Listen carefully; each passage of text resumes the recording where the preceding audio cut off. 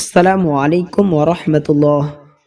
আমরা রোজা রাখি, খোদা তৃষ্ণা সহ্য করি, কিন্তু যদি এমন হয় রোজা ভাঙেনি তবুও সব কমে যাচ্ছে। রাসূলুল্লাহ সাল্লাল্লাহু আলাইহি ওয়াসাল্লাম বলেছেন, অনেক রোজাদার আছে যারা তাদের রোজা থেকে শুধু খোদা আর তৃষ্ণাই পায়। আজ আমরা জানব এমন 6টি কাজ যা রোজা ভাঙে না কিন্তু সব নষ্ট করে দেয়।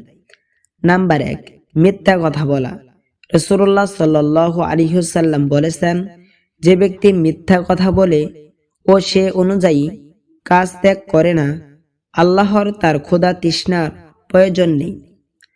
গালি, প্রতারণা, ফেসবুকে ভুয়া পোস্ট, এগুলো রোজার রূহ নষ্ট করে। নাম্বার 2, গীবত ও পরনিন্দা। কোরআনে গীবতকে মৃত ভাইয়ের গোশত খাওয়ার সাথে তুলনা করা হয়েছে। রমজানে বসে কারো দোষ আলোচনা রোজা ভাঙবে না কিন্তু সওয়াব কমে যাবে। নাম্বার 3, চোখের গুনাহ, হারাম দেখা। রমজান মাসে শুধু পেটের রোজা নয়, চোখেরও রোজা। মোবাইলে স্ক্রল করতে করতে হারাম কিছু দেখলে রোজা থাকবে কিন্তু নূর কমে যাবে। নাম্বার 4, রাগ ও ঝগড়া। রাসূলুল্লাহ সাল্লাল্লাহু আলাইহি ওয়াসাল্লাম বলেছেন, যদি কেউ তোমার সাথে ঝগড়া করে বলবে আমি রোজাদার। রমজানে চিৎকার, মারামারি, কটু কথা, এগুলো রোজার সৌন্দর্য নষ্ট করে। নাম্বার 5, নামাজে অলসতা।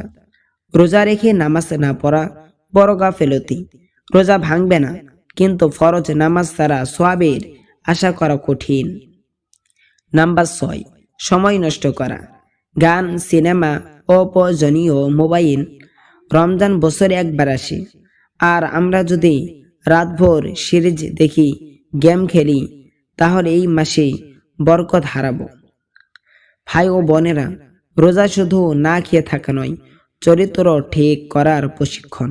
এই রমজানে চেষ্টা করি জিহ্বা হেফাজত, চোখ হেফাজত, রাগ নিয়ন্ত্রণ, নামাজ ঠিক রাখা।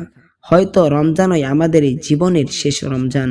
আল্লাহ আমাদের রোজাকে কবুল করুন।